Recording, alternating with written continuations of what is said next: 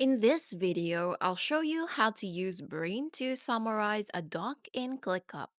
To get started, open the doc you want to summarize. ClickUp Brain can quickly summarize a long doc and highlight the most important information, making it easier to review without reading through the entire document. Now, open the Brain or AI option in the doc.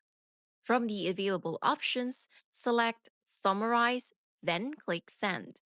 Brain will analyze the content of the doc and generate a summary of the key information. Review the summary to make sure it covers the information you need. If you want more specific results, you can ask Brain to focus on a particular section or summarize the doc in a specific way.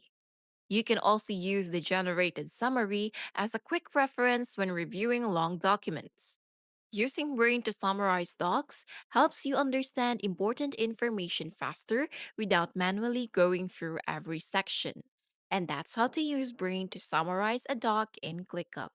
I hope this video is useful, and if you have any questions, make sure to comment down below.